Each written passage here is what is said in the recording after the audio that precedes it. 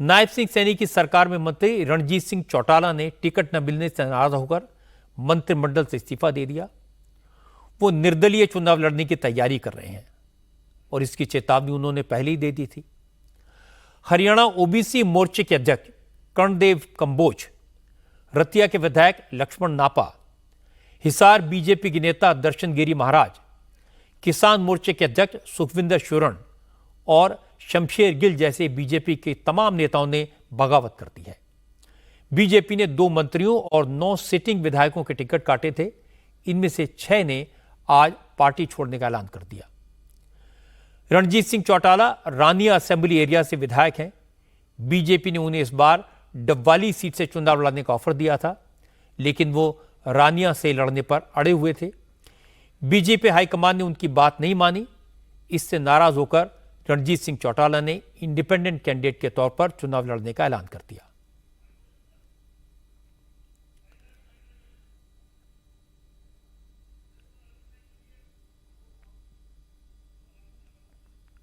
मैं फैसला लड़ लिया जी, इंडिपेंडेंट लड़ूंगा। जनता का फैसला था, इनका फैसला मान दिया। मेरे ही हल्के के सब मालिक ये है। तो आप भाजपा के नेताओं से आपकी बातचीत चल रही थी सुबह से? क्या ऑफर्स नहीं दी गई? नहीं, मैं रहा हूँ उनके साथ, पर उसके बाद टिकट के होने के बाद से फैसला मेरा हो गया कि नहीं लड़ूंगा। मंत्री पद भी है आपके पास? हाँ है, इस्तीफा दे दिया। अब दोगे? आज सुबह इस्तीफा दे दिया। रतिया के बीजेपी विधायक लक्ष्मण नापा को टिकट नहीं मिला तो उन्हें कांग्रेस अच्छी लगने लगी।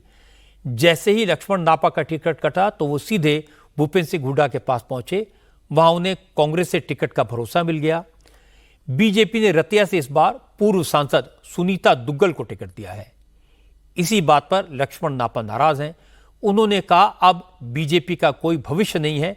राहुल गांधी और कांग्रेस ही देश का भविष्य है, इसलिए अब वो कांग्रेस के साथ जाएंगे। मेरी टिकट काट के किसी को आप ओबलाइज करना चाह रहे हैं तो फिर तो हमें दुख है कि मेरी टिकट क्यों काटी, जबकि मैं लगातार 5 वर्ष जनता के बीच रहा हूँ। मैंने काम किए वहाँ। 67 जो टिकटें बांटी हैं उसका देखो ना।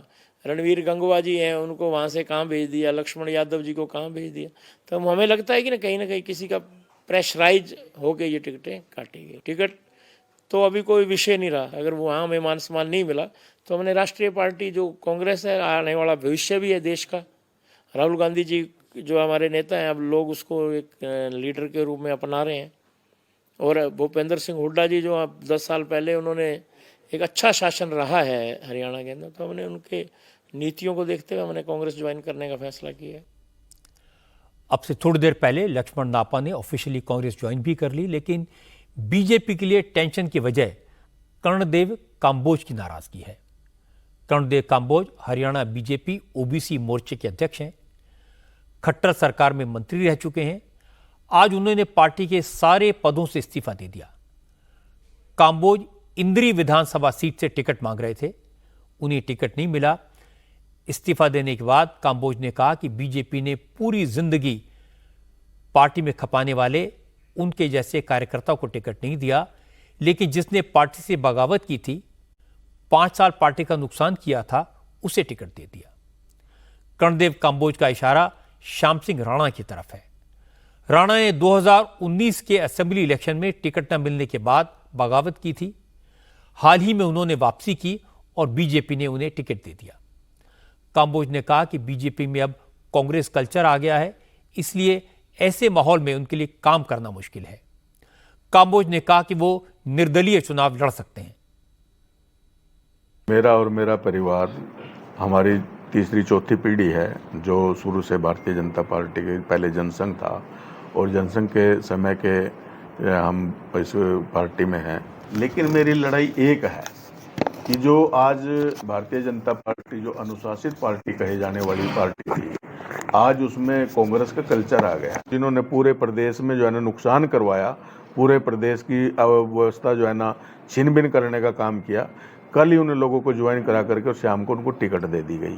अगर राजपूत बरादरी को टिकट देना था तो हमारे पास बहुत अच्छे अच्छे कैंडिडेट राजपूत बरादरी से भी थे, लेकिन पार्टी ने जो गद्दारों को टिकट देने का काम किया, उसका विरोध करके उसको हरवाने का काम करेंगे। तो तीसरी बार जो भारतीय जनता पार्टी सपना देख रही है, बस ये सपना ही रह जाएगा। 15-16 पर सिमट करके भारतीय जनता पार्टी आ जाएगी।